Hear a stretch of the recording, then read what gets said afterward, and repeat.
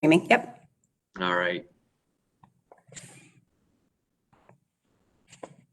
I assume it's up and going? Yes. All right, then it is 2:33 according to my clock, and I will call this meeting to order. The agenda's been posted and is before you. I would look for a motion to approve the agenda. Moved, Sally. Okay, Sally moves. Who's willing to second? Marks. Thank you. Call the vote, and I assume Catherine's doing it again. Yes, thank you, Mr. Chair. Warden Marks, Yes. Councillor Martin, Yes. Heather Dirks, Yes. Councillor Ketchabah. Yes, 4-0, the motion is carried. thank you. Next, we'll move on to the minutes from the last meeting of December the 1st, 2020. Any errors or omissions? And if there are none noted, I would again entertain a motion to adopt and approve the minutes.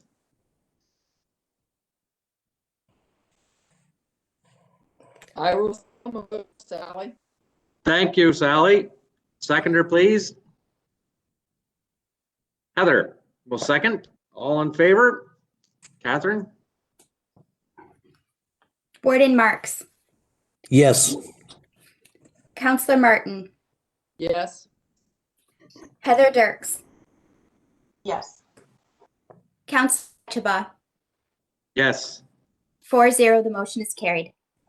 Thank you. We will now move on with item 3, the Community Grant Program Survey, Committee Review and Approval. I assume we're going to deal with these one at a time. The draft final report template is up first, and who's taking the lead on that? I would be happy to, Mr. Chairman. Thank you. So before the committee today are actually four very important documents that we'd like your review of today and to gather feedback so that we can make any quick amendments before these are sent out to grant recipients. So the first document before you is the final report for 2021. So we have redesigned the final report. We ask the recipients to describe the program, service, festival, or event that was funded through the community grant program, to confirm how the funding was used. We ask that they confirm that funding was not used for operating expenses, including staff wages, benefits, capital projects, deficit reductions, or retroactive activities, programs, or events. And we ask them to briefly describe how successful their program, service, or festival or event was, and whether they were successful in reaching their target audience, and whether that target audience is an area of the county facing the greatest need. And we ask them to describe how impactful their program or service or festival or event was. And we included some examples there, including number of participants, user impact statements. And then we ask about engaging persons with disabilities and whether it followed the schedule that they included in the application. And we asked for additional explanation if it did deviate from that schedule. And we asked specifically for the applicant to let us know how the community grant program supported the continued capacity of their organization, contribution to the sector, or the organization's ability to achieve funding priorities and outcomes. So you'll see that there is a lot of information that is pulled from the grant package, the application package itself, and reflected back into this final report. We've asked for actual financial statements and any data or metrics that were available in order to measure their success. And we wanted to check in, how likely is your organization to apply for funding again in the next year? And then lastly, we asked them to attach any other supplemental information that might be relevant, including organizational year-end reports. They may have other documents that don't necessarily fit in to any of the other sections, but that they'd like to share with the grant committee. So this is kind of information that we're presenting to the committee, anticipating that you'll help us refine it further in order to make sure that you're gathering information about the success of the program in order to make decisions about providing these organizations with renewed funding in successive years. So with that, I think maybe it's an appropriate time, Mr. Chairman, to pass it back to you to handle any questions about this document before we move on. I think we should deal with them one at a time. Absolutely. To kick things off, I'm going to ask a question. For example, under question 3, you mentioned, can you confirm the community grant program was not used for the aforementioned items? What's the repercussions if they did? So has any thought been given by staff? Should someone come back and say, well, I used it, to put up an eavesdrop, or we funded staff through it. So what I'm getting at, these were inappropriate expenditures explained in the application, but if they chose to ignore that and do it anyway, what's our response? Yeah, if I may, Mr. Chairman, through you to the committee, there is a section of the agreement that contemplates this this exact problem, which is if they spend the funding on something other than what is defined in their application and what the committee approved, then the committee has some opportunity for to recover those funds or to deny funding in future years. So Well, those Yep, that's what I wanted to make sure we understood that. Okay, thank you. Any comments on the questionnaire from any of the committee members? Yeah, just one comment, Mr. Chair. Mm-hmm. I agree with it. I think it's great. I know this year it's going to be very difficult for some of those groups, with COVID. But the other thought would be is some of the ones we just give a very small amount to. It seems like a long, drawn out reply for some of the groups, like the seniors in the park and that would be my own concern, that it's pretty onerous one for small grants. Yep. Thank you for those comments. Heather? On section 4, please briefly describe how successful your event was. I wonder if we need to put something in there about why or why not. Because something might have happened outside of their control. Okay. Yeah. Weather. I think that's a great point. So we can change that question to, was your program a success or not? Please provide more information, something to that effect. Perfect. Happy to do so.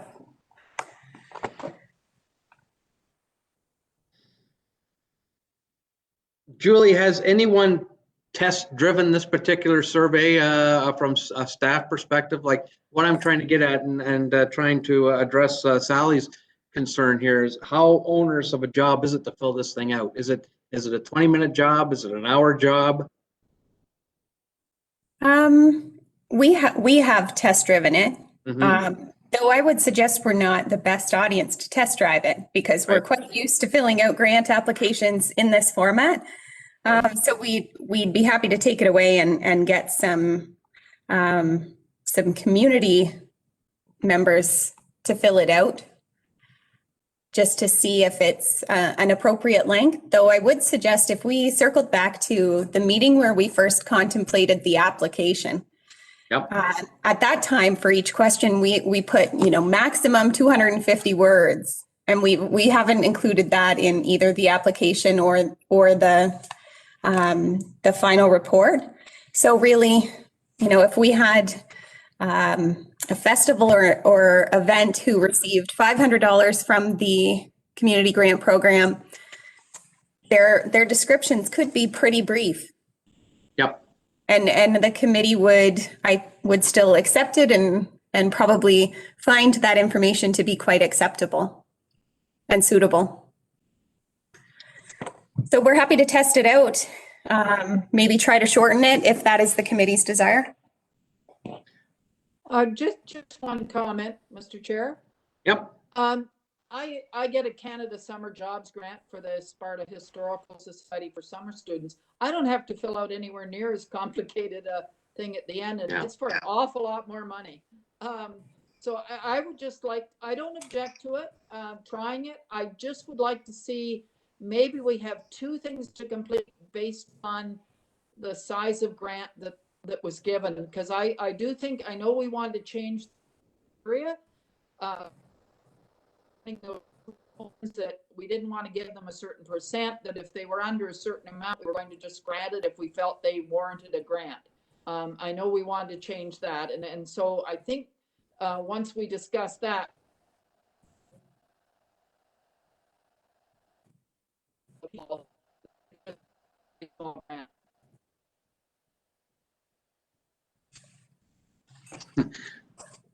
Well, we got about half of your comments there, Sally. At the end there, we kind of lost you.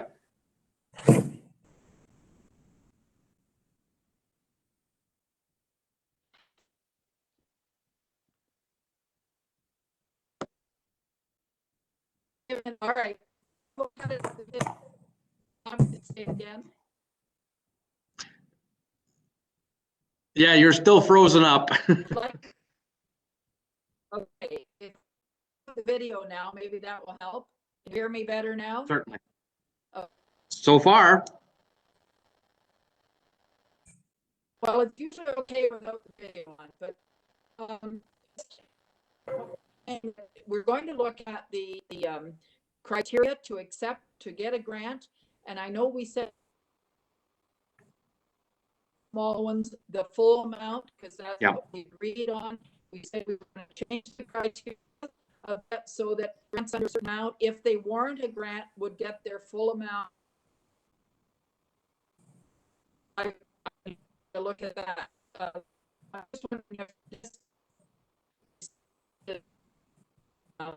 two different ones depending on the size of the grant. Mm-hmm. Okay.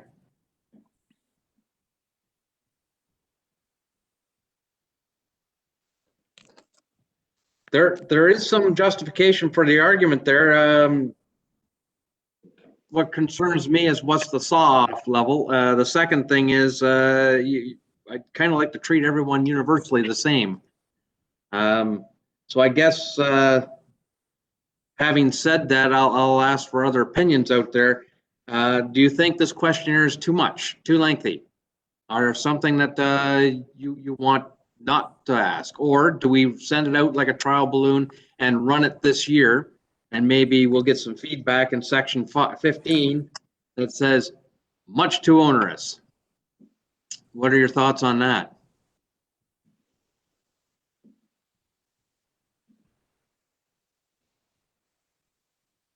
Yeah, Heather, please.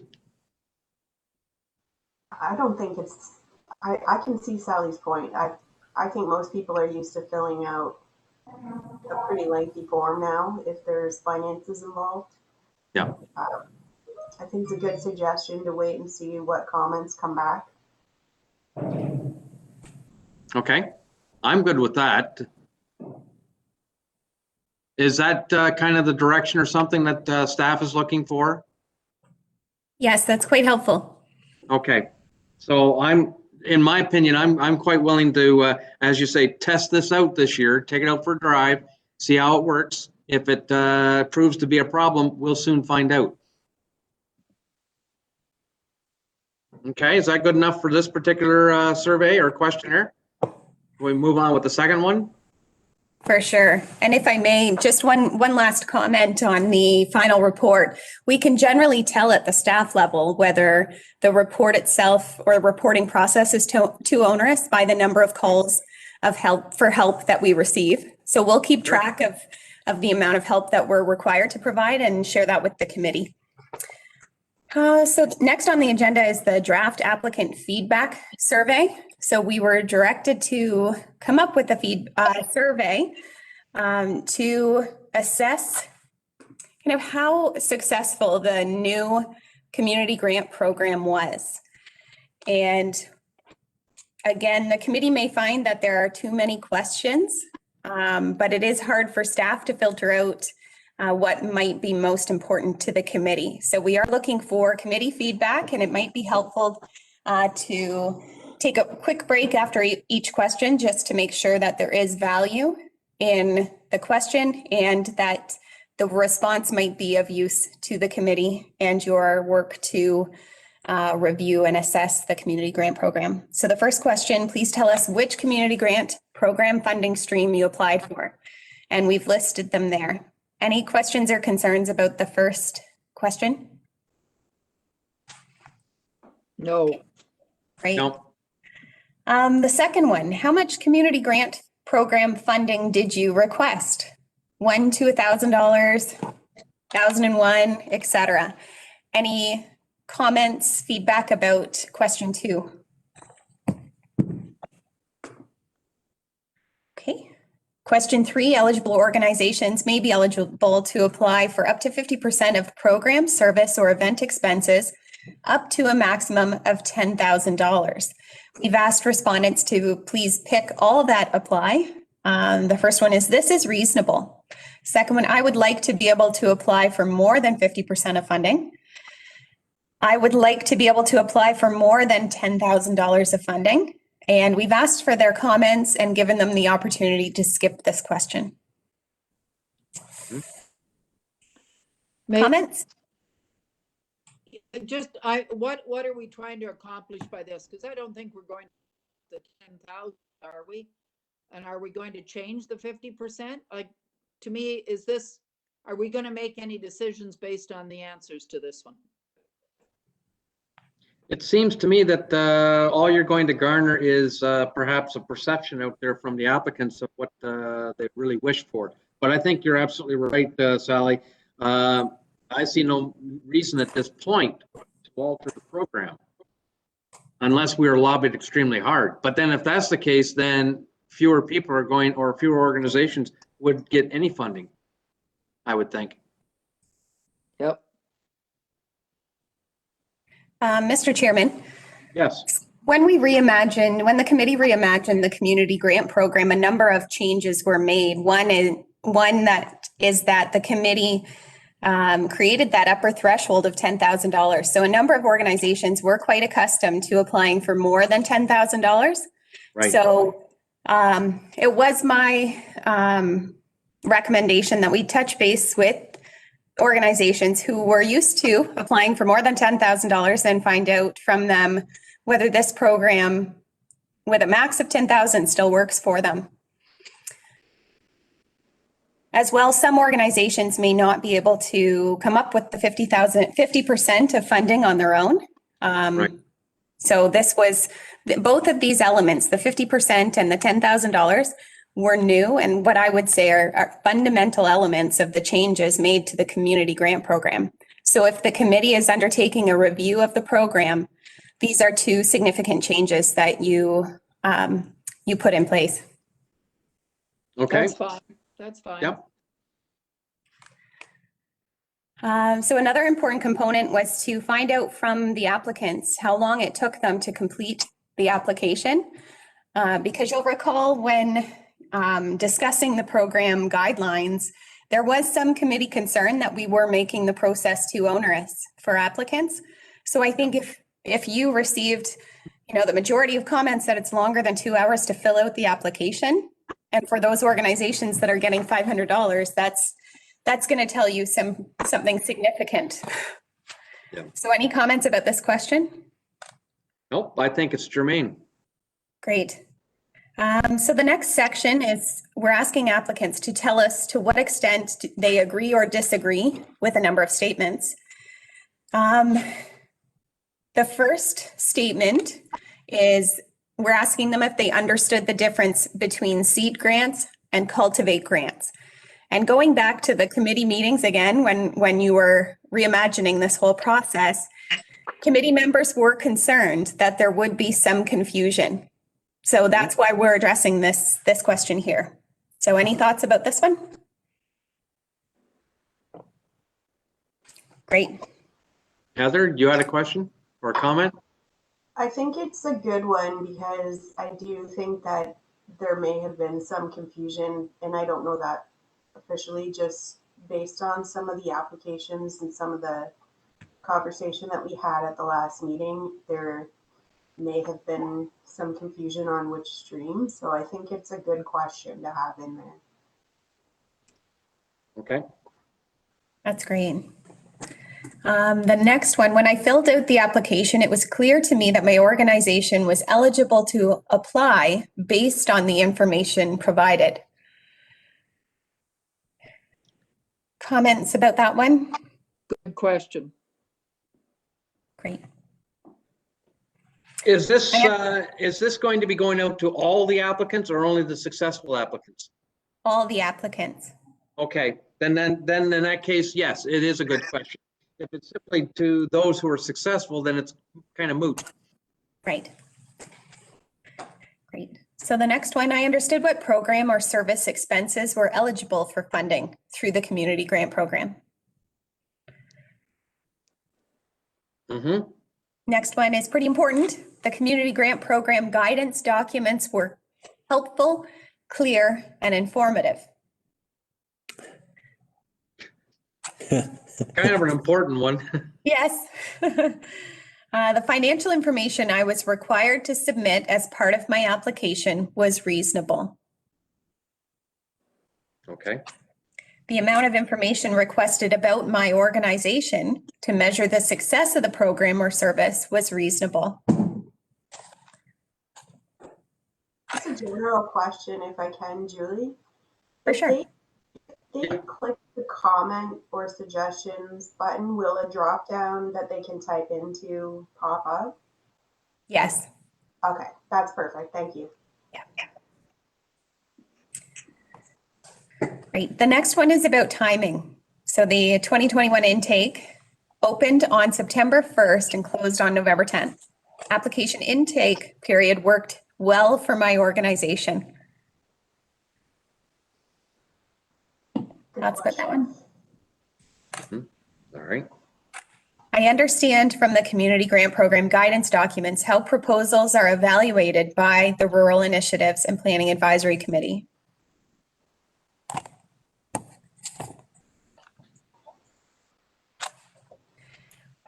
The next one, the evaluation of community grant program proposals is fair and transparent. Then Well, those lastly, last- Yep. Yeah, sorry, I was gonna say those last two questions are of interest. Find out how well they understand what's going on. Yeah, so, sure. great. And then lastly, we just asked them to share any additional feedback or considerations for the committee while they review the community grant program in the coming months. So we led them a little bit in the answers, which I don't generally do, but the community grant program was great. I don't have any suggested changes or comments, or they could skip this question. And that is the end of the survey. Okay. Any concerns from any of the committee members?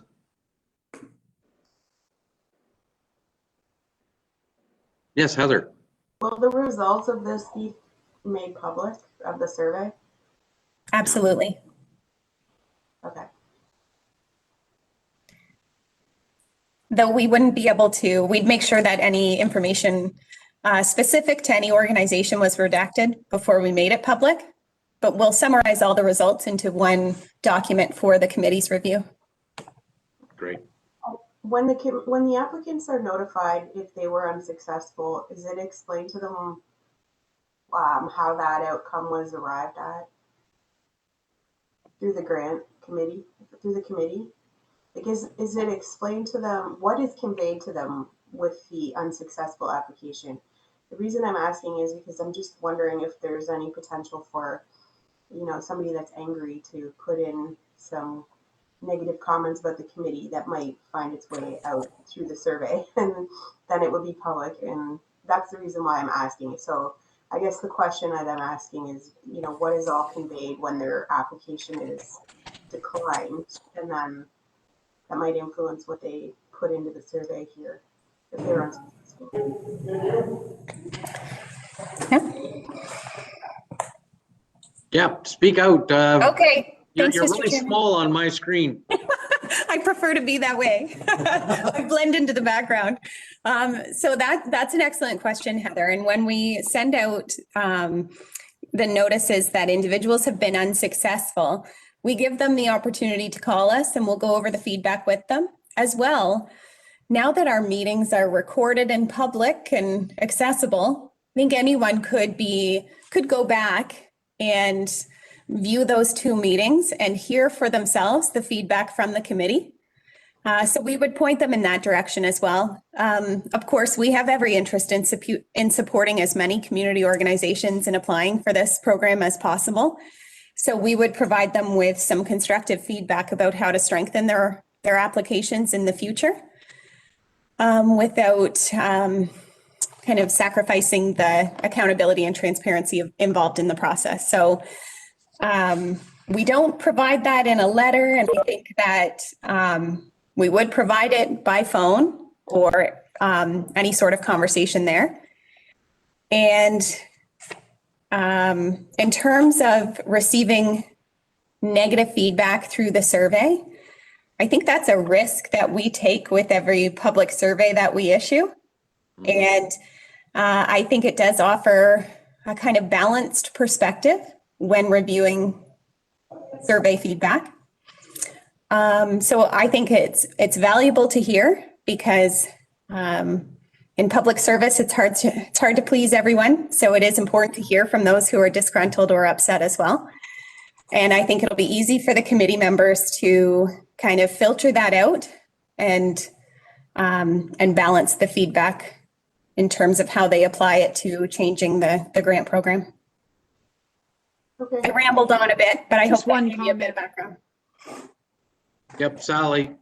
Yeah, just one comment, and I know we turned one group down because they were a service club and we don't support service clubs, but does it say that anywhere? To me, it should be in the grant application that if you're a service club, we don't support grants to service clubs somewhere, because they obviously thought that they qualified and they didn't realize they didn't. So I think that might be something we need to look at, because that could, there may be a negative response to that one. Because they said their program was excellent and what they were doing was excellent. It just, we don't support service clubs. I think that's excellent feedback. And if we keep track of that for when we review feedback from the surveys and the committee makes some suggested changes to the program, we can resolve it at that time. But I think you are absolutely right that we did have a couple of applicants who were a bit confused about that. Yeah. I thought it was covered, and again, I'm recalling from memory, but I thought from the eligibility criteria on the grant applications themselves, kind of spelled out which organizations were and were not eligible for applying. And but I can't verbatim speak exactly to it without it before me. So, but we'll have to take a look at that again. Okay, anything else on that questionnaire? Dominique, unfortunately, we've gone through the first 2 questionnaires and we're about ready to go up to the community grant allocation process. My apologies. It helps if your calendar has the correct time. Ah, So I I'm just thought on you were for on a 3 Malahide. o'clock meeting. I'm perfectly Oh. on time for a 3 o'clock. I just thought you were on Malahide time.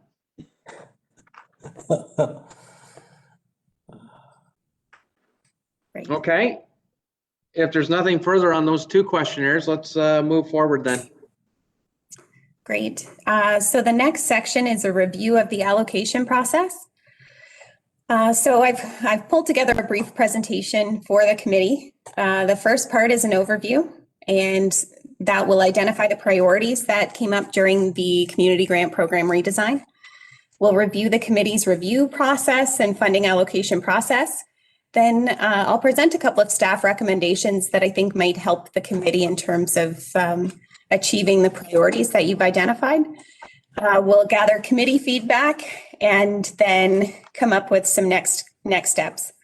So just to recap some key dates for 2022 intake, the process opens on September the 1st and closes November the 10th. And then the committee will review those recommendations, or council will review the committee recommendations on December the 9th. So these are important dates to keep in mind because between November the 10th and December the 9th, there's quite a bit of committee work that has to take place in order to review the applications.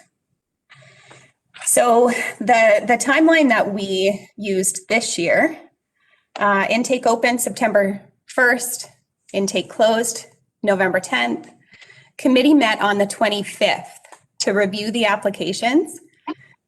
And then council met December 10th to approve the recommendations, subject to overall budget approval. And then mid-February to March is council's final approval of the budget allocations. And then March, maybe even end of February, the RIPA committee will be surveying applicants and unsuccessful applicants and providing funding notifications.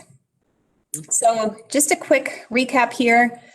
The community grant program was redesigned by the Rural Initiatives and Planning Advisory Committee to ensure that all applicants were treated fairly and consistently, and that the whole process was in line with council's strategic priority, which is to be accountable and transparent in their financial decisions. So it is important to note that now annual requests for funding exceed available funding. So the program itself is oversubscribed, and that's something that's new. And so having a process that everyone agrees upon in terms of reviewing and assigning funding is critically important for the committee. So as part of your renewed community grant program, the committee also developed evaluation tools and an allocation process by which you would use to avoid subjectivity and bias in assigning funds. You've noted that for any applicants, funding is not guaranteed. And even if applicants satisfy all the eligibility criteria, you are not obligated to provide them any funding. So the process that we used this year, so committee members, you really communicated a shared goal of awarding the most deserving grants. And that's what you were hoping to achieve through this process. And I think that at the end of the day, you did get there, but we did note a couple of stumbling blocks along the way, which is what we're hoping to resolve today. But you developed program guides and evaluation tools to ensure that everything aligned with the objectives and goals of the community grant program. You also came up with a set of detailed objectives that provide clarity around how funds should be allocated and communicated that out to the applicants. So as committee members, you have to be able to have the tools you need to differentiate the best applications from comparatively weaker ones. That's the whole point of the evaluation toolkit that you developed and the allocation process. So a critical question is, does the evaluation matrix or matrices that you relied on effectively translate strengths and weaknesses into a numeric rating? So keep that in mind as we just quickly recap the process and workflow. So for the 2021 grant allocations, committee screened applicants for eligibility, and you were either a pass or a fail. You weren't considered for funding if you didn't meet the eligibility criteria. Committee members reviewed applications individually using the scoring matrices, and that was to ensure impartiality. And this was the first step in collecting objective reviews And this process is a solid one because it avoids bias and groupthink. Then staff collected the individual scores and compiled them, averaged them, and the committee distributed funds in part based on the average scores and in part based on committee member experience with the organization or event or festival or other reasons. So then the final step was the committee recommended allocations to council for approval. So in terms of improving the workflow, I really feel like there is a critical step missing. And if we just look at the adjudication process, staff receive the applications, then the applications and evaluation tools are sent to committee members. Committee members should complete an individual evaluation. Then I think there should be a scoring consensus meeting. So it slows the committee down a bit to be able to share your individual scores and discuss, or how close you were to the average if you weren't comfortable sharing your individual scores. So, some committee members could feel like an application was terrible, while others felt like it was one of the best ones received in that round of funding. And we did see that when I was averaging the scores. I could really see some applications, there was a real discrepancy, but the average still ended up okay because a couple members really scored organizations very highly. And then a couple committee members scored them very low. So the discussion to come up with a consensus score, I think, would be critically important. And then following that, the committee would rely on a consensus score to then have a discussion about allocations. And then the chairman reports to council based on committee feedback. So I've just talked about how there was a significant discrepancy in one application, and I went back to confirm this, and scores ranged from 67 to 90. That's quite a range. So we should be discussing each application more thoroughly. And then just a couple of other recommendations. It is important to be aware of unconscious bias. Even if you've personally attended an event that's been a huge success in the past, that shouldn't cloud your review of the applications. So councillors need to, and committee members need to think about bias throughout this process and rely heavily on the evaluation tools that you created to ensure that this is an objective process. And then just some other thoughts. Transitioning from past practice to a new model can be difficult, and we have changed almost everything about the community grant program in a year. So the program looks nothing like what it did the year before. So that's including the application, the program guidelines, the final report, all of this information, the funding agreement. We didn't have a funding agreement before. So it's a whole new process. It's going to take a little bit of time and a period of adjustment to get us to a spot where everyone feels confident in the program. But we can't lose sight of the importance of the work that you've put into generating this new program and why you did it. I've pointed out that the program is oversubscribed, and in one category, the asks now exceed funding by 1.4 times. So applicants have asked for 140% of available funding. And that is something very different from even 5 years ago. People who had an ask, they got their full ask. It was unusual to tell them to make any adjustments to their ask. So the committee can't operate under old assumptions anymore. And you have found this year in particular, you have to be more selective. So I think it's appropriate to come up with an allocations toolkit that you're comfortable with. Then allocations year over year.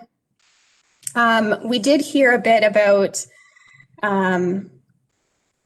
people could game the system, or, if they know that they're going to receive a percentage based on their application, then, well, I think all of that is bound to happen anyways. Some people may inflate their asks at this time. And that's kind of the nature of grant programs, and it is up to the committee to really do a deep dive into the finances, if that is of concern to the committee. Allocations can vary significantly. Next year, you may not have problems with an oversubscribed program if the number of applicants changes, or if the number of applicants for each funding stream changes, and if the available money for the community grant program changes. So there's a number of variables that we also have to consider without overcomplicating things. And then the allocation process itself, where we used a weighted formula, I think that because we were rushing to review these applications and meet council's timelines for the December 10th meeting, I'm not sure that I had sufficient time to really explain the weighting factor and allocation calculation and how it actually applies to all levels of funding. So we did receive some feedback. One was committee members want to use their discretion rather than using the allocations calculation in all instances, particularly when assigning 100% of funds to select applicants. And we did see this, and my comments in response to that are that all of the allocations are at the discretion of the committee. And I suggest that this be an iterative process to arrive at the final allocations. So the allocation calculations were presented to the committee as a starting point for allocations, because it does provide you with an objective baseline from which you can have discussions about how you want to do the allocations. One committee member questioned the usefulness of allocation calculations, especially when applied to smaller asks. And so, excuse me, the impact on a $10,000 ask getting $6,000 is the same as a $500 ask getting $300. Both are funded at 60%, assuming the same evaluation score. So it just, I think it seems unfair, but it is actually the same proportion.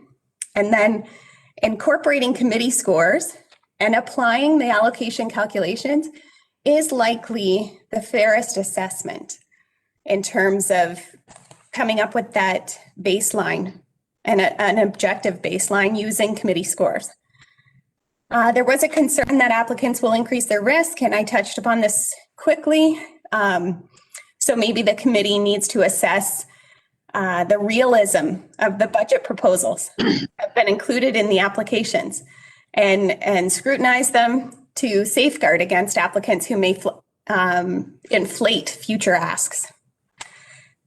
So applying the allocations calculator, you'll see higher scores do result in higher percent allocation. Mm-hmm. So because the scores were generally high, everyone received, kind of around the 64 to 67% amount of their allocation. So impact on smaller asks is the same as on large asks, which is the next slide. And then what else do we see? 41% or 23,641 more funding was requested than what was available. So scores were generally favorable, which resulted in most organizations receiving an average of 67% of their ask. So in general, that's really good. That's a great amount to be able to offer to our recipients. Also, if you look at the data, you'll see They're all very high scores. The minimum score is 73, maximum score is 84. There's no real outliers. So the mean or average of committee scores was 77. So those are very high scores. So applying the allocations calculations is something that I still recommend that the committee considered as a fair and objective way of coming up with a baseline. Though I do think it's important as part one to identify a consensus score. And this may have been where we lost faith in the allocations calculator or calculations process, where if some members really felt like an application was deserving of 67, but that application's getting 77% of their ask, then that committee member isn't going to be satisfied with the allocations calculator. But if committee members had that preliminary consensus meeting where together you determined the average score, instead of the average for that applicant being 77, you might decide collectively it's 71. That changes the allocations calculations and helps you come up with the consensus. So then for that part one meeting, I recommend you identify consensus scores and you identify funds for each funding stream. So you designate an amount from the $66,000 that you have in funding, designate an amount for community services, designate an amount for festivals and events. And then at that meeting, identify which organizations you feel should receive 100% funding, if any. Then part two, in between meetings, staff would apply the funding formulas and come back to the committee with a final recommendation. The other option is part one is the same, but part two is a little bit different. So instead of using the funding calculations, we would assign a percentage for all other eligible applicants. So, if we used an average for 2021, we could say allocations average for those not funded at 100%, we would apply 67%. So everyone else would get 67% of their ask. So the recommended adjudication and allocation process is laid out here, where the application process would close or intake would close November the 10th. Staff would require 7 to 10 days to compile the applications, send evaluation packages to committee members, and then committee members would review the scoring, and that would be your consensus meeting on November the 23rd at 1 o'clock. This is presumptuous of me to recommend dates and times. Part two is the review of funding allocations, November 30th, so a week apart. And then you would have time to, as chairman, come up with the recommendations report and include it in the agenda for the December 9th or 10th meeting. So I know that's been a lot of information for the committee to go through, and I tend to speak quickly, but I'd be happy to answer any questions that you might have. And of course, I'm receptive to any feedback about how you imagine the allocations process to look like going forward. That's critically important to us, and we'll support you in whatever way we can. Heather, you've got a comment or a question? Yeah, I like where you're going with it, Julie. I like the consensus meeting. I just wonder if under part one consensus, we could maybe add in, if we could come to an agreement that the organization doesn't meet the criteria. If we had that happen, right? And that's where I got confused, because I thought to myself, why am I filling out this matrix if this organization doesn't meet this criteria? And I feel like that might be why there was a range on the one in particular that I'm thinking of. Because, what do you do if they're still ticking the boxes, but they're fundamentally in the wrong stream or program? So if we could add that part in there in the consensus meeting, if there's any applications that the committee feels is not within the, not in the right grant program stream, then we could identify that, not have to fill out the matrix for them. My comment to that would be that if you had another committee member that felt opposite the way you did, there would be an argument put forward at that point, at that consensus meeting. Now, my major concern is I still haven't got it sorted out in my mind how you're going to get us to come to a consensus on a number without averaging the numbers in the first place. Okay? Yes, through you, Mr. Chairman. So I think it is still important to see that average. But what happened this past year was committee members didn't necessarily discuss that number and whether that number was appropriate. And so I think that through discussion, what we might see is the average score move up or down based on feedback. And I think hearing other people's arguments about the strengths of an application versus the weaknesses, it could turn on some lights for other members, and we could see an adjustment in that average score. But I think if we were to agree on an average score for each application who is eligible, then the allocations process, we're more likely to agree on an allocations process once we get there. If everyone agrees that the base score that you're using for allocations is appropriate. So I think we would still use the average as a baseline or a starting point for discussion. Any other comments? Yep. Dominique.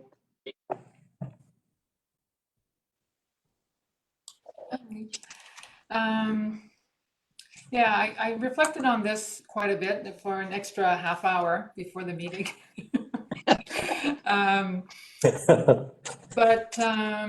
And I appreciate that we're all trying to do the right thing. So that's good. And so I went back to my days of adjudicating conference papers.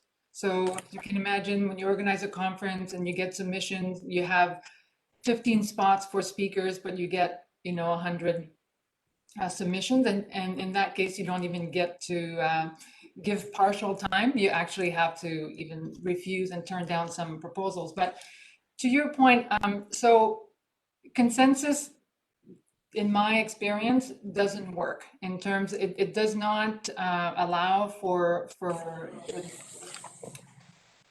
everybody's judgment to be fully applied. So what we did, and it's a common practice, we didn't invent this, and there's even conference management software now that got this down to a science, where you receive your submissions as an individual adjudicator, you score individually just to get a feel of all the applicants. As committee members, you come together and you discuss. You don't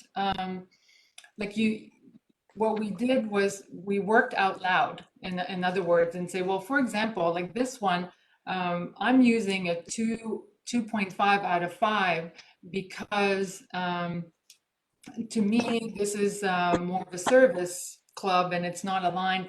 So we clarify with each other how we're using the scores, how we're using. So it's a very valuable discussions. And then what would happen is then after you had that discussion, you'd go back and you tweak your final scores and then you submit.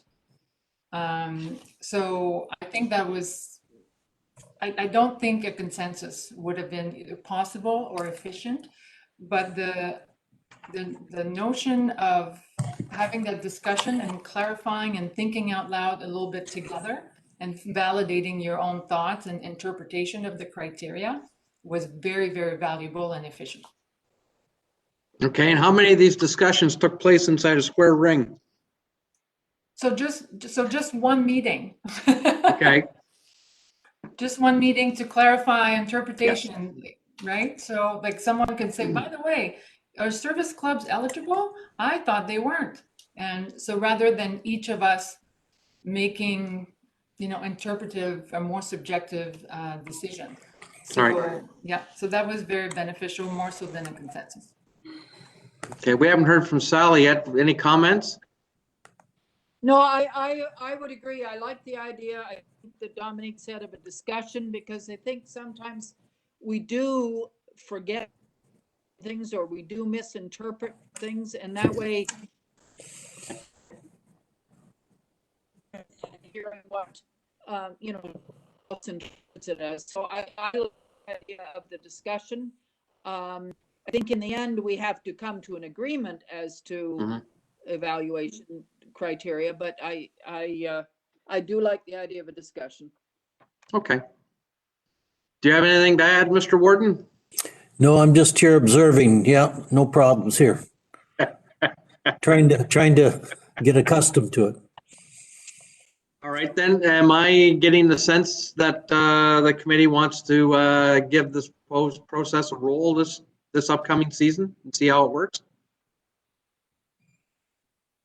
I see Heather nodding. Dominique, is that all right with you? And then I think Sally, you've indicated that, yep, let's give it a try. All right. Yeah. It's all we can do is get out and drive it down the road and see if it works. Sure. If I may, Yeah, Mr. please. Chair, the other thing I remember that we did is that so we didn't use averages. And we also showed, so if there were 5 categories that we scored, we actually showed the results, the total score. So like in our case, it's very manageable because I think it's only the 5 of us, right, who are adjudicating, or staff scoring as well. So it's only 5 entries. And so rather than averaging, what we did is we just left it as a total. And we showed the total for the 5 categories. So I'm trying to remember some of our categories, but, you know, design, improvement, contribution. And just so that as a committee, when we see the results, we don't see just one number, which is like a total wash, but potentially of something that, because I remember scoring some applicants perhaps very low in one category, but very, very high in another category. And when you total all categories and all adjudicators and then average the whole thing, you lose nuances that later on, you know, get missed, and then the nuances can't contribute to the discussion and final allocation, especially if we're going to consider discretion. So you're suggesting then that each category would have the total score from the 5 adjudicators in it? Yeah. And then take a look at it that way, rather than the total score for the applicant? Yeah, I mean, you're still Okay. going to see the score. You're just going to at the see end, yeah. 5 scores. Yeah. 5 totals. Yeah. Okay, 5 totals, I see. All right, I see what you're getting at. Rather than the accumulative total of all 5 in one category. Yeah, I think we're Yeah. saying the same thing. It's hard to do with my hands, but Well, I may be misinterpreting what you're saying too. Julie, did you pick up on that exchange? Yes, I think okay. we could accomplish this for sure. But just to be clear, instead of calling it a consensus meeting, we'll call it a review meeting. And this All right. meeting would be where staff have compiled the committee members' scores into one document, but we're not averaging them. We are putting all the scores in one place. So each category would have a committee member score. We'd have 5 reflected in each category, 5 total scores.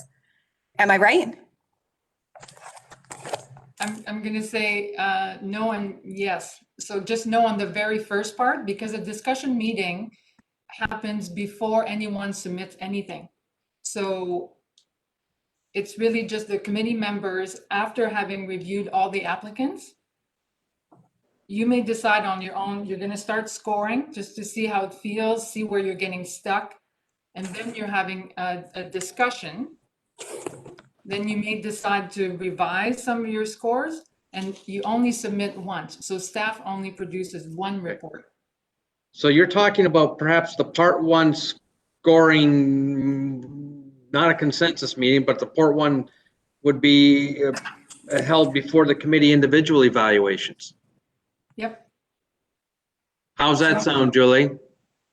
I feel like I understand why that might work for conferences. I feel like it might lead us to the same point where we ran into some difficulty this year, which is those discrepancies in scores. Even if we have discussed the scoring matrix itself, I think we'll still see the discrepancies in scores and maybe still run into issues with the allocations, the application of the allocations funding agreement. So the process I took is more of what, let's say, the Canadian Space Agency uses for grant proposals. So that's like I collaborated with individuals at Western University to come up with the weighting formula and the allocations. And that process generally involves a consensus meeting. So if the consensus is on how the tools will be applied, and you think that's going to solve some of the problems, then No. No, that's not what I'm saying. so Sorry, some Heather, clarification would be helpful then. Okay. Maybe Heather can say it better. She was nodding maybe. Yeah, I can take a stab at it. Thanks. The understanding that I had gotten from the agenda, and when you just went through the slides, Julie, was that we would have the consensus meeting before we submitted our matrices. Is that not what you had in mind? No.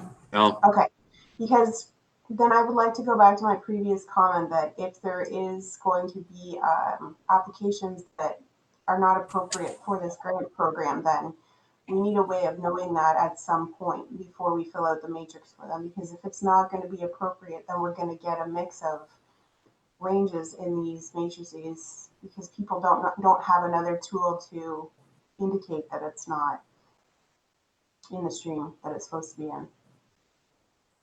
That was where I was going. I thought we were going to have the consensus meeting, or whatever you want to call it, discussion meeting, to take our draft results and go through them together as a committee, and then identify any general consensus as to what is and is not appropriate for the funding stream.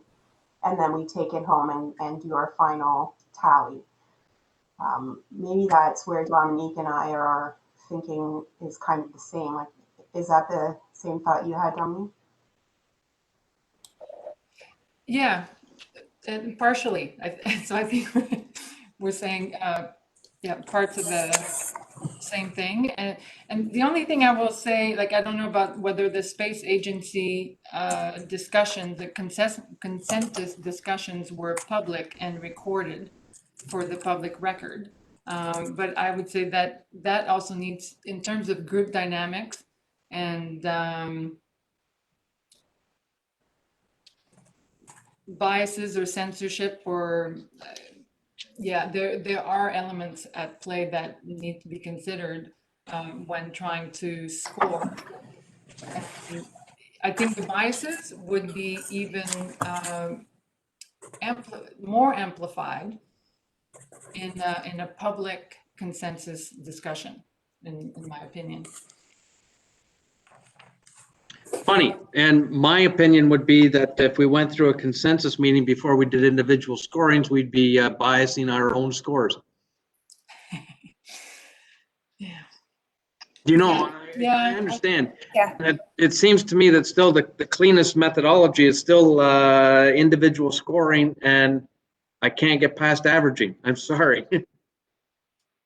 But I understand where you're coming from. It would be nice if we were all on the same page and all, but I figured how we get to that kind of scoring is through averaging out our scores. But that's what someone else. Yeah, Heather, please. So my concern really isn't about the scoring or the process of when it is scored. It's just like bringing it back to why we're scoring applications that don't fit the criteria. Like, why is there a service club application making it to the scoring matrix round, and at what point can it be filtered out of there? That's where I would like to go back to. I'm okay with the other proposal as well. Mhm. I just feel that we should have some opportunity to come together or have staff direction that says this really isn't what we're supposed to be doing here, because you know it's time consuming to fill out those applications. If there's an easier way around it, that it's not, it doesn't qualify, but don't give it a number. But just give it yay or nay and move on to the next one. Mhm. Mhm. Just a comment, Ed. Please. I like the idea if we each score ahead of time. I like Heather's tell us before, you know, when they're handed out that this group do not qualify because they're a service club or whatever, or remind us of with a list of who qualifies and who doesn't before we score them. But I see coming together with each of our set scores. It doesn't have to have our name on, but that the members of the committee, each of their set scores are there, so that we see what everyone did, and then we could discuss the ones that were extremely out of line before an averaging is done. Because Where we have, yeah, it where might we be- have the wide discrepancies, you mean? yes, it might be Yep. Yep. a way of eliminating those, or just because someone may have misunderstood something. So All right. Yeah, I appreciate that. Are we slowly getting to a position here? you're looking for consensus, are you? That's what we're looking for. We're looking for a consensus on, staff have proposed an amendment to the adjudication process and are trying to point out that in their opinion that we're missing something. And I'm starting to feel or hear that there's a general agreement that we'd like to talk about these applications before the final scoring goes on them. But I think we need to begin the process individually as putting the scores to them and then talking about it. And I think that's what staff's trying to tell us, that we need to be doing that. Does that sound like a reasonable process to everyone?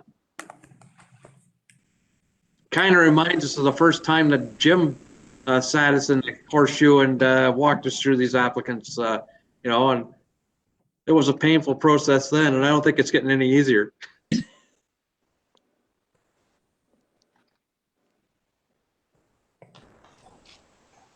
I agree with what you said, Ed. If we could just have clarity on whether it qualifies or not before Well, we fill it.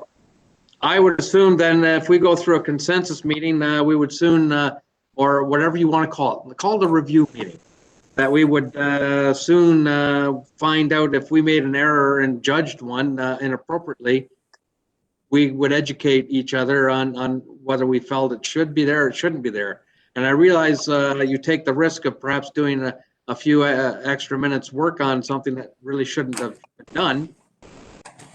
But I don't know how to resolve it unless you want to have staff pre-qualify your applicants for you. And I'm not so sure that that's fair for staff. It's council's grant program. So I guess we have to take ownership of it and do it ourselves, or we should. Okay. So,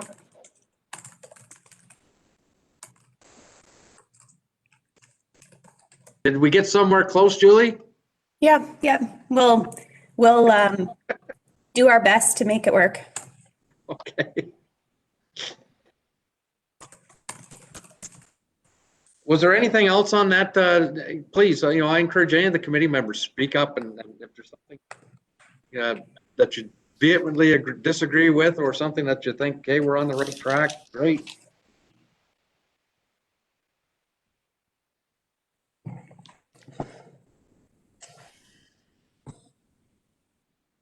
Does that end it for that topic then on the oh, you didn't bring on, I guess we skipped down to point 4, didn't we? We didn't talk about your draft funding agreement, did we? Right. So that's up next, once Okay. we've reached an agreement, which I think we have on the other. Well, actually, it's up previous, but we'll go back to it on the agenda. Ed, just, Sally, I just wanted to say something. I have a Please. hiring committee meeting with Central Alga at 4 o'clock. So Okay. if we're not done, I will have to leave at that point. Okay, thanks for the notification. Okay, Julie, please take us through the draft funding agreement then. Thanks, Mr. Chairman. Through you to committee members. So in the past, we didn't have a proper funding agreement that we sent to any of the grant recipients. We would send them a notice of funding, and that served as the agreement. So we have I drafted a community grant program funding agreement, which was distributed to members of the committee a couple of days ago. It will be attached to the minutes of today's meeting for any members of the public who are observing today's meeting. This has been reviewed by the county solicitor and is presented to you for any suggested changes or any feedback that you'd like us to take back and make changes to incorporate. With that, I'd be happy to answer any questions.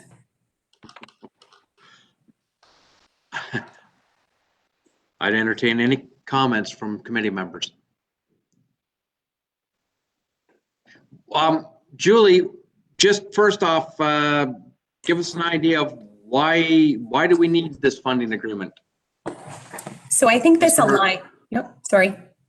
No, I was just going to ask, is there a legal requirement? Is there a liability requirement? Please walk us through it. Yeah, so I think if we considered the community improvement plan or program, Alga Incentives, we have an even more extensive grant agreement contribution or grant agreement with the recipients for any funds that are transferred out of county coffers into community organization, into the hands of community organizations. So I think in an effort to ensure that the program aligns with council's priorities for accountability and transparency, we should feel some obligation to ensure that the funds will be spent as the organization has relayed to us that they will, that the county has some means by which to refuse future funding or to complete audits if needed on any sort of programs, services, events, that there's an indemnity clause in here, that the organization gives the county credit for funding. So there are a number of elements considered in this funding agreement that previously we perhaps didn't pay as much attention to as we should have. So I would suggest that this ensures the whole process is as accountable and transparent as possible. It also makes those organizations receiving community grant program funding accountable for their actions. So they're signing off that they agree to spend the money in such a way that aligns with the application that the committee approved. And that was something that was critically important to me. So as you said, how do we know, someone isn't just taking this money and getting new eavesdrops? Well, this makes them accountable for the fact that they assured the county their funds would be spent in another way. So their full application is attached to the grant agreement funding, the agreement that is presented to the committee. And so long story short, that is why we developed a funding agreement as well. This was something directed by the committee, I believe, was to come up with a funding agreement, or at least as a committee, review the funding agreement. At which point I realized we didn't have a funding agreement and I had to make one. Okay. So we're happy to make any changes. If you think it's too onerous, we'll take it back and scale it back. Okay. Comments from any of the committee members? I think it looks fine. Okay. Okay. Any concerns, Sally, with that? No, I'm fine. Okay.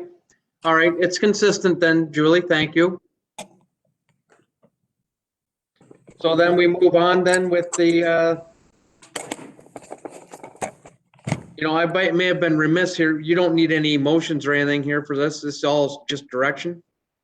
Yeah, we'll incorporate committee feedback.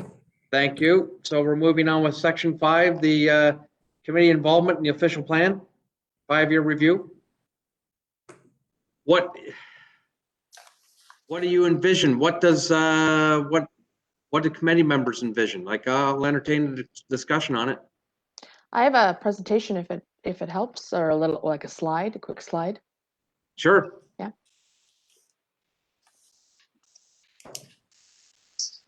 Okay. So good afternoon, everyone. I have a brief slide, like I said, on the possible involvement for the Rural Initiatives and Planning Advisory Committee on the official plan review process. So as part of the official plan review process, we will be posting a survey on our county official plan review webpage that will determine what is important to Elgin County residents, employers, and visitors, and how they want to see the county grow.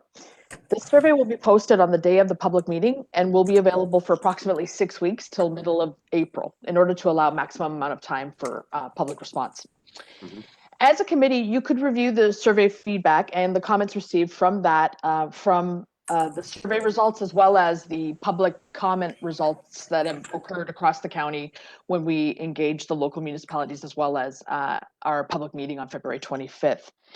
And this will all ultimately help inform the ultimate scope of that official plan review and what will be identified as key topics for review.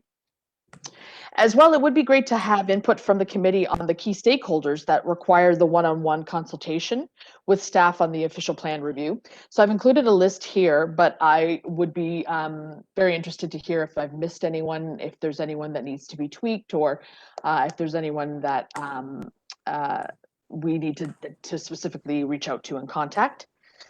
And after those meetings, the committee could also review the stakeholder feedback as part of that overall review of the comments received.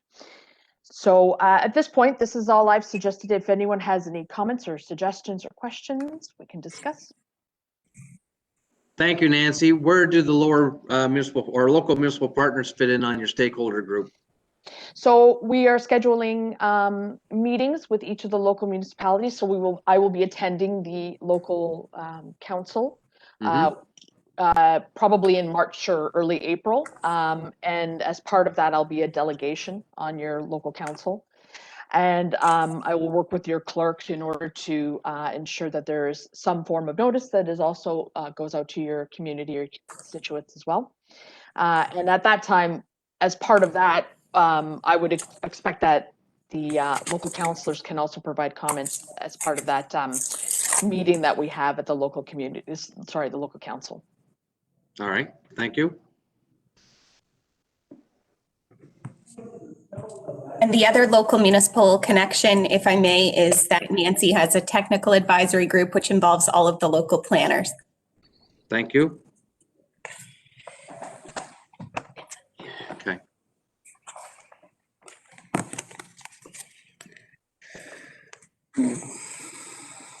Okay, then. So, do you want us to be involved with the stakeholder groups to review their comments? In a nutshell, that's it? And the public. So. And the public, yeah.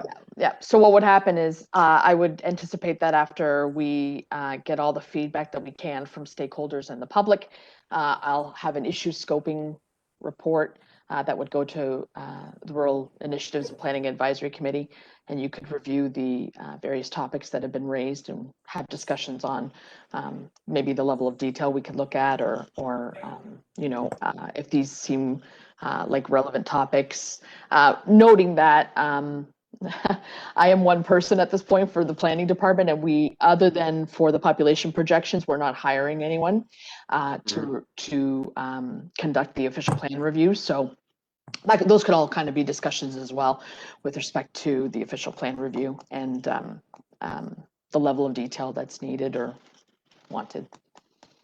Okay. Yes, Dominique. Thank you, Mr. Chair. So is there a process for stakeholder groups to identify or to register or to be added to a list? Because I'm thinking on the one hand, I appreciate this committee having the opportunity to review your list, what you're proposing. But I'm also thinking, even between the 5 of us, we don't know of all of the interest groups who might say, hey, I wish I would have known. Can you tell me more about that process? Sure, through you, Mr. Chair. So as part of this February 25th public meeting, for instance, any member of the public, and that includes interest groups, if they are interested, can register to speak at the public meeting or provide their comments or feedback. And at any time during this process as well, I'm very much relying on the public to somehow be informed through our various channels, which include, the web and posting in the papers. We have them, the public meeting listed in the 3 papers, at the local municipalities and notifying in that manner. I'm hoping that through that, stakeholders will come out of that process as well to identify their concerns or comments. And as part of this process, we can determine if this particular stakeholder that's come forward, do they need to be engaged on a one-on-one basis with planning staff, or the comments that they provided, are they provided at the particular meeting or through a written correspondence, and is that satisfactory? So I'm hoping that will happen as part of this process. Right. Okay, thank you. Okay. Sally, I know you're short on time. If you got anything, or any concerns or anything, any comments? Not really. I didn't know about Elgin Clean Water, if that might be a group you'd want to consult, because they do a lot of things throughout the county. Anyway, I can't think of anything else right at the moment. I think I like the idea of being involved, and I am going to have to take off here. Thank you very much. Okay, thanks. Heather? Just to clarify, so our role is just to review the feedback, like we're not making any kind of recommendation back to council or anything, it's just we review it. I'm not sorry, through you, Mr. Chair, I'm not sure what the structure of the committee is. I know past standing committees of council typically provide like a recommendation. So potentially through the review of the stakeholders and public comments, there would be some sort of a recommendation, like for instance, issue scoping. Through the comments, you've identified X, Y, and Z as the potential things to look at through the official plan review. I would take my cue from your committee and what you've provided in terms of a response to council in the past, but that would kind of be my idea if that's how the committee sees themselves as well. Okay. Julie? Just a quick comment that going back to Heather's point, which is, all we would be doing is reviewing feedback. Well, I would suggest that that's your first step. And if it makes sense for the committee to expand the scope of your review, or you're interested in doing something else associated with the official plan, then I think everything is on the table for discussion and could just be quickly run past council for their consent to push it back to the committee for review. So I think that we could see an expanded role, but at this point in time, we don't know what that role is. So we're touching base with you to see if you have any ideas, and if the first step is to review the feedback from the survey and the stakeholder consultations, then I'd suggest that's a good first step, and we can build from there. And if I may, through you, Mr. Chair, as well, as members of the committee as well, there's no limit to the comments you can provide as a member, a citizen of the County of Elgin. So I highly recommend that if you have specific concerns or comments on the county official plan, this is also an opportunity for you to register as an individual and provide your comments as well, based on your knowledge of the county official plan and where the county is going. Okay.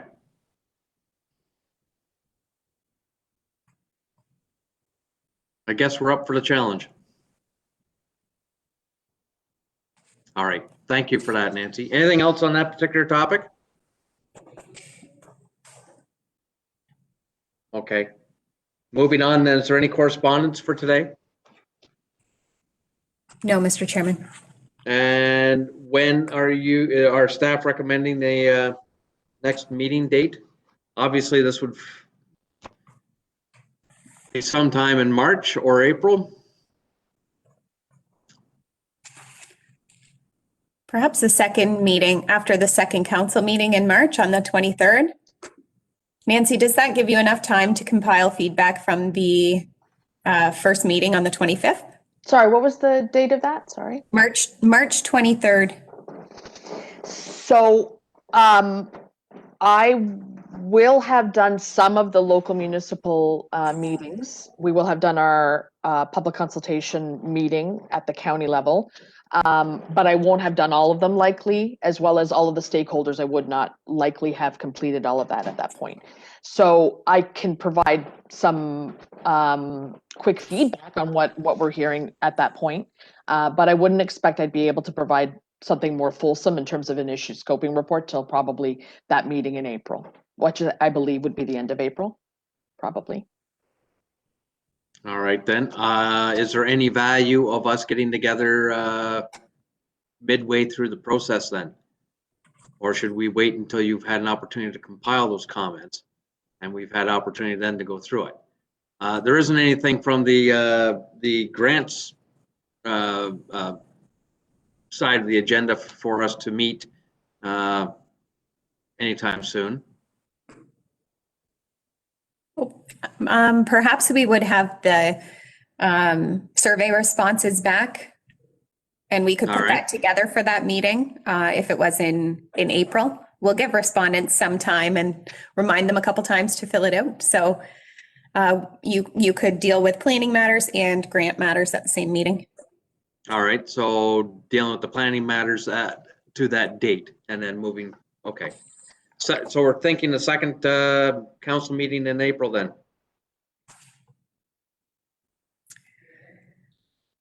Okay, Did we set a budget meeting for the same day?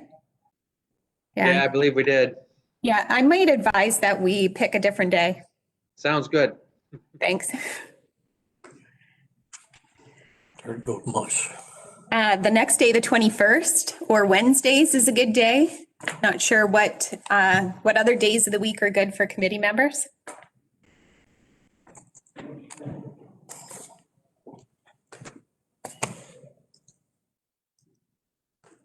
I would say that probably Sally has a busy agenda as anyone. Maybe what we need to do is put a poll out.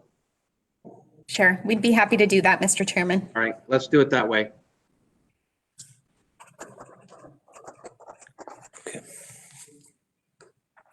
Okay. Any other business before the committee then? Okay, then can I entertain a motion for adjournment? Heather will move and Dominique will second. All in favor? Just waiting for Catherine. Yep. Warden Marks, Yes. Councillor Jiguer, Yes. Heather Dirks, Yes. Councillor Ketchabah, Yes, 4-0, the motion is carried. perfect. Thank you all.